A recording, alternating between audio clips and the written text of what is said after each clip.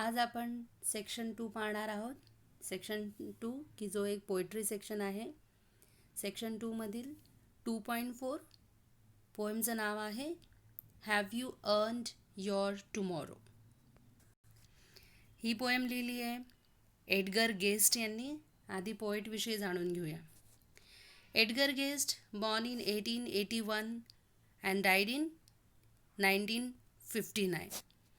He was born in England and was brought to the United States, when he was 10 years old. Edgar guest यांचा जन्म इंग्लंडमध्ये झाला आणि त्यांना ते 10 वर्षाचे असतानाच त्यांना US ला घेऊन येण्यात आलं आणि तिथेच ते वाढले. He began his writing career in 1895 at the age of 14. वयाच्या 14व्या वर्षीच त्यांनी लिखाणाला सुरुवात केली 1895मध्ये. Edgar Guest is known as people's poet for his simple style and optimistic tone of writing. Edgar Guest हे पीपल्स पोएट म्हणजे लोकांचे कवी म्हणून जास्त ओळखले जातात. का? कारण त्यांचं जे रायटिंग आहे त्याची स्टाईल जी आहे ती सिम्पल आहे अँड ऑप्टिमिस्टिक टोन आहे. ऑप्टिमिस्टिक आशावादी त्या कवितेचा टोन आहे. त्याचा जो भाव आहे तो आशावादी आहे. Guest is an American writer of newspaper and magazines. ते एक अमेरिकन रायटर म्हणूनच जास्त ओळखले जातात. त्यांनी अमेरिकेचे न्यूजपेपर आणि मॅगझिन्स जे आहेत त्यामध्ये लिखाण केलेलं आहे. आता हे पोएमविषयी थोडं माहिती आहे. This is an inspirational poem. ही जी पोएम आहे have you earned your tomorrow ही एक इन्स्पिरेशनल पोएम आहे. म्हणजे काय तर प्रेरणादायी पोएम आहे. मोटिवेशनल पोएम आहे. प्रेरणादायी पोएम आहे. In this poem the speaker is asking the readers whether they have done anything to improve the life of another human being or not. या पोएममध्ये जो स्पीकर आहे म्हणजे जो बोलणारा वक्ता आहे तो रीडरला म्हणजे आपल्याला वाचकांना एक प्रश्न विचारतोय की whether they have done anything to improve the life of another human being. म्हणजे तुम्ही दुसऱ्या मनुष्य जातीसाठी मनुष्य प्राणीसाठी काहीतरी त्यांचं लाईफ सुधारण्यासाठी काही प्रयत्न केलेत की नाही. It is up to you whether you will have a better future or not.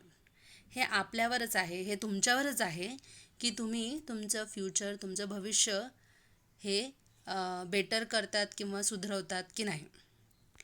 Therefore म्हणून one should consider one's actions and deeds carefully. आणि म्हणूनच आपण आपले ॲक्शन म्हणजे आपल्या कृती आणि आपले डीड्स म्हणजे कृत्य हे यावर लक्ष ठेवलं पाहिजे. केअरफुली त्याचं ऑब्झर्वेशन केलं पाहिजे. And plan accordingly for a better future. आणि आपल्या कृत्यानुसार प्लॅन केलं पाहिजे, योजना आखल्या पाहिजे आपल्या चांगल्या भविष्यासाठी. असं हे पोएमची सेंट्रल आयडिया आहे. आपण त्याला थीम असं म्हणतो की मोटिवेशनल थीम आहे, इन्स्पिरेशनल थीम आहे, प्रेरणादायी आहे. तर मग आपण आता पोएमला have you earned your tomorrow. आता पोएमच्या टायटलवरून असं लक्षात येतं हॅव यू अर्न म्हणजे मिळवणे, कमविणे. युअर टुमॉरो तुमचा उद्या याचा अर्थ खरोखर आजचा दिवस आणि उद्याचा दिवस नाही. उद्या म्हणजे तुमचं इथे अर्थ आहे की तुमचं भविष्य तुम्ही मिळवलं आहे का, म्हणजे भविष्यासाठी तुम्ही प्रयत्न केले आहेत का, असा ह्या कवितेच्या टायटलचा अर्थ आहे. Have you earned your tomorrow म्हणजे तुम्ही तुमचं भविष्य सुधारण्यासाठी प्रयत्न केले आहेत का, मिळवलं आहे का, कमवलं आहे का. तर बघूया पोएममध्ये काय म्हणतात. Is anybody happier because you passed his way. कवितेची सुरुवातच क्वेश्चनने होते. कुणीतरी तुमच्यामुळे आनंदी होतं का जेव्हा तुम्ही त्यांच्या जवळून जातात किंवा त्यांना भेटून जातात. Does anyone remember that you spoke to him today. कुणाला आनंद होतो का जेव्हा तुम्ही त्यांच्याशी बोललात आज. This day is almost over. आजचा दिवस जवळपास संपलेला आहे. And its toiling time is through.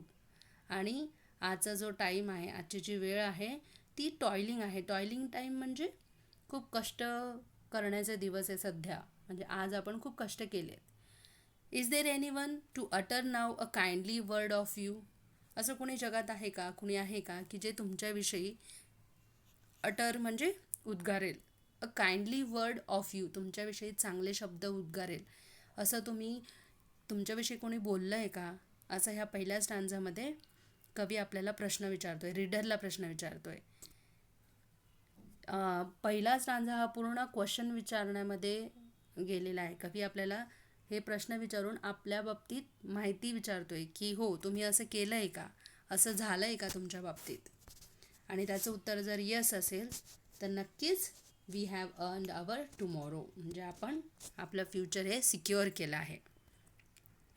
Did you give a cheerful greeting to the friend who came along? तुम्ही तुमच्यासोबत जो मित्र मैत्रीण असेल त्यांना तुम्ही असं चिअरफुल ग्रीटिंग दिलं आहे का? म्हणजे काय चिअरफुल, काय आनंददायी. ग्रीटिंग म्हणजे त्यांना विश केलं आहे का, गुड मॉर्निंग किंवा गुड इव्हनिंग, दिवसाच्या शुभेच्छा असं देऊन त्यांना असं चिअरफुल आनंदी ठेवलं आहे का, आनंद करण्याचा प्रयत्न केला आहे का, असा या वाक्याचा अर्थ आहे. Or a churlish sort of howdy and then vanish in the throng. Or churlish म्हणजे उद्धटपणे, उद्धट. सॉर्ट ऑफ हावडी, हावडी म्हणजे आपण जसं ग्रीट करतो, हाय हॅलो, परंतु इन्फॉर्मल वेने की हाऊ आर यू असं जनरल विचारायचं. काही लोकांना फक्त असंच बोलण्याची सवय असते, हां कसे आहात, बरे आहात ना. मग त्या पद्धतीने फक्त बोलण्यासाठीच तुम्ही असं केलं आहे का उद्धटपणे, ठीक आहे ना. And then vanish in the throng म्हणजे गर्दी. आणि फक्त असंच वरवर उद्धटपणे त्यांची चौकशी करून तुम्ही गर्दीमध्ये निघून गेला आहेत का. व्हॅनिश दूर होणे, नष्ट होणे, गर्दीत तुम्ही नष्ट झाला आहेत म्हणजे काय, तर तुम्ही लोकांना तात्पुरतं असं विचारण्यासाठी, नावापुरतं विचारण्यासाठी विचारलं आणि तिथून निघून गेला आहेत का. Were you selfish pure and simple as you rust along the way? तुम्ही सेल्फिश होता का ज्यावेळेस तुम्ही कोणाला भेटतात. सेल्फिश म्हणजे स्वतःविषयीच विचार करणारा, सेल्फ सेंटर्ड माणूस. आणि simple as you rushed along the way, तुम्ही कोणालाही क्रॉस केलं, त्याच्या बाजूने गेलात, जवळून गेलात, परंतु त्याच्याविषयी न विचारता स्वतःचंच विचारात निघून गेला आहेत का. Or is someone mighty grateful for a deed you did today? की तुम्ही आज काहीतरी चांगलं काम केलं आहे, ग्रेटफुल काहीतरी कृतज्ञता दाखवलेली आहे, for a deed you did today. Deed कृत्य, असं काहीतरी चांगलं काम केलं आहे का, ग्रेटफुल सामर्थ्यवान असं काही काम केलं आहे का आज. मग इथे सुद्धा कवी आपल्याला प्रश्न विचारतोय की तुम्ही हे सगळ्या गोष्टी केल्या आहे का. जर तुम्ही तुमच्या मित्राला आनंदी ठेवण्याचा प्रयत्न केला आहे, चिअरफुल ग्रीटिंग दिलं आहे, तर तुम्ही नक्कीच चांगला दिवस घालवलेला आहे. जर तुम्ही त्यांना फक्त सेल्फिशनेसने किंवा स्वतःचाच विचार करत जर त्यांना न विचारता निघून गेला आहेत, तात्पुरतं बोलायचं म्हणून बोलला आहेत, चर्लिश सॉर्ट ऑफ हावडी जस्ट विचारायचं आहे म्हणून विचारलं आहे आणि मग निघून गेला आहेत, असं केलं आहे का, की तुम्ही खरोखर चांगलं काम केलं आहे. तर याचं उत्तर जर हो असेल की हो मी चांगलं काम केलं आहे, तर नक्कीच आपण आपलं फ्युचर हे सिक्युअर केलेलं आहे असं कवी म्हणतो. पुढे बघूया. Can you say tonight in parting with the days that slipping fast? तुम्ही आज एक करू शकता का, आजच्या रात्री parting with the days, parting निघून जाणे, जो दिवस निघून जातो आहे, आता रात्र होण्यात आली आहे, दॅट स्लीपिंग फास्ट, स्लीपिंग निसटते, सरणारा जो दिवस आहे तो लवकर सरतो आहे, आता रात्र होणार आहे. तर तुम्ही एक काम करणार का, that you helped a single brother of the many that you past. तुम्ही ज्या कोणी भावाला म्हणजे बंधू, जे लोक भेटतात तुम्हाला, बंधुभावाने राहणे लोकांशी, अशा कोणत्या बंधूला, भावाला, व्यक्तीला ज्याला तुम्ही पास झालात, म्हणजे ज्याच्या जवळून तुम्ही गेला आहेत. Is a single heart rejoicing over what you did or sed?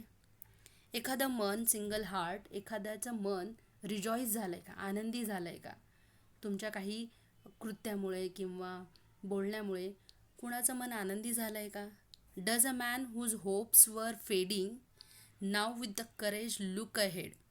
तुमच्या त्या बोलण्याने कोणत्या व्यक्तीचा होप्स जे आहेत, अपेक्षा आहेत की ज्या संपत आल्या होत्या, आणि तुमच्या त्या उत्स्फूर्तदायी बोलण्यामुळे कुणाला करेज मिळालं का?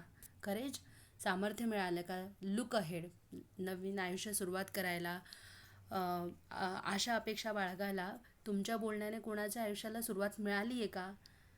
तर याचं उत्तर जर येस असेल, आज आपण असं काम केलं असेल दिवस सरण्याच्या आत, कुणीतरी भाऊ बहीण त्यांना आपण असं चांगला मार्ग दाखवला असेल, तर नक्कीच आपला दिवस किंवा आपण उद्याचा दिवस, आपलं फ्युचर हे सिक्युअर केलं किंवा आपण ते मिळवलं आहे. Did you waste the day or lose it? Was it well or sorely spend? एका वाक्यात वेगवेगळ्या भावना तिथे विचारल्या आहेत कवीने, की did you waste the day, आजचा दिवस तुम्ही असाच वाया घालवला आहे का? ऑर लूज इट, किंवा गमवला आहे वेळ वाया घालवून. वॉज इट वेल, आजचा दिवस खरंच चांगला होता का? ऑर सोअरली स्पेंड, सोअरली दुःखदायी, म्हणजे तुमचा दिवस आजचा चांगला होता की दुःखदायी होता? स्पेंड, घालवणे. Did you leave a trail of kindness? तुम्ही ट्रेल, मार्ग, तुम्ही काइंडनेस म्हणजे जो प्रेमाचा मार्ग आहे तो सोडून दिला आहे का? सोडून दिला होता का? Or a scar of discontent, scar, जखमा, व्रण, डिस्कंटेंट, डिस्कंटेंट म्हणजे डिस्कम्फर्ट, म्हणजे ज्यामध्ये तुम्ही समाधानी नसाल, असमाधानी असाल, तर अशा असमाधानी ज्या काही गोष्टी घडल्यामुळे तुम्हाला त्याच्या वेदना झाल्या आहेत, तर त्या गोष्टी तुम्ही सोडून दिल्या आहेत का? त्यामुळे तुम्ही काइंडनेस म्हणजे प्रेमळपणा सोडून दिला आहे का? असा प्रश्न आपल्याला कवी विचारतोय. As you close your eyes in slumber, do you think that God would say? मग पुन्हा असा प्रश्न विचारतोय कवी, की जेव्हा तुम्ही as you close your eyes in slumber, जेव्हा तुम्ही झोपेत असतात, स्लंबर म्हणजे झोपेत, आणि तुम्ही तुमचे डोळे बंद करता, डू यू थिंक, तुम्हाला असं वाटतं का, दॅट गॉड वुड से, की देव असं म्हणेल, you have earn one more tomorrow by the work you did today. आणि त्यावेळेस जेव्हा तुम्ही झोपेत असतात त्यावेळेस तुम्हाला असं वाटतं का, की देव आला आहे आणि देवाने असं म्हटलं आहे की तुम्ही तुमचा उद्या हा कमवला आहे, यू हॅव अर्नड इट, तुम्ही मिळवला आहे, कारण तुम्ही आज तेवढं काम केलं आहे. By the work you did today, काम करणं म्हणजे नुसतं शारीरिक श्रम करणे नाही, तर वर जसं सांगितल्याप्रमाणे कुणाच्या मनाचा विचार केला आहे, कुणाच्या भावना दुखवल्या नाही आहेत, कुणाला मदत केली आहे, कुणाला प्रोत्साहन दिलं आहे, असं जर काम तुम्ही केलं असेल, तर तुम्हाला असं वाटत असेल झोपताना की मी आज काहीतरी छान काम केलं आहे, मी खूप कुणाच्या आयुष्याला चांगला मार्ग दाखवून दिला आहे, किंवा मी माझा दिवस वाया घालवलेला नाही, याचा अर्थ माझं उद्या जो आहे तो नक्कीच चांगला असेल. उद्या म्हणजेच माझं भविष्य हे नक्कीच चांगलं असेल, कारण मी आज खूप चांगलं काम केलेलं आहे. मग असं जेव्हा आपल्याला वाटतं तेव्हा आपण आपलं टुमॉरो म्हणजेच आपला फ्युचर हे मिळवलं आहे असं कवीला वाटतं. अशी ही पोएम खूप मोटिवेशनल आहे, इन्स्पिरेशनल आहे, प्रेरणादायी आहे, जी आपल्याला प्रत्येक स्टांजामध्ये प्रश्न विचारून यस नो टाईपचे क्वेश्चन विचारले, म्हणजे इथे क्वेश्चन नाही आहेत तर त्याला इंटरोगेशन म्हणतात. इंट्रोगेशन चं कन्स्ट्रक्शन इथे केलं आहे, वाक्याची रचना केली आहे, त्यामुळे आपण त्याचं उत्तर हो मी असं केलं आहे किंवा नाही मी असं नाही केलं आहे या प्रश्नात उत्तरातून